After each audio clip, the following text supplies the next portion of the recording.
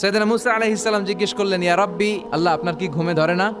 আল্লাহ বললেন, কোনো কথা বলা যাবে না, দুইটা গ্লাসের ভেতরে পানি নাও, পানি ভর্তি গ্লাস নিয়ে তুর পাহাড়ের উপরে দাঁড়াও। সাইয়েদনা মুসা আলাইহিস সালাম দাঁড়ালেন। আল্লাহরে আবার জিজ্ঞেস করলেন, আল্লাহ আমি জিজ্ঞেস করলাম কি আর আপনি করতে বললেন কি? আল্লাহ বললেন, কথা বলো না, যা বলেছি তাই করো। তো মুসা আলাইহিস সালাম কিছু বলতে পারে না, পানি নিয়ে দাঁড়িয়ে রইলেন। মুসা আলাইহিস সালামকে আল্লাহ বললেন, তুমি দাঁড়িয়ে থাকো আর ঘুম রে, বললেন ঘুম তুই মুসারে ধর।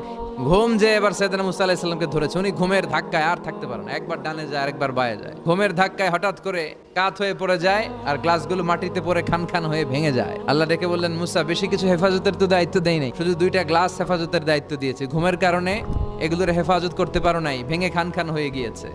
আমি যদি তোমাদের মতো ঘুমিয়ে যেতাম তাহলে পৃথিবীর সাথে সূর্য লেগে, সূর্যের সাথে চন্দ্র লেগে গোটা মহাবিশ্বটা এভাবে গ্লাসের টুকরার মতো খান খান হয়ে যেত রে মুসা।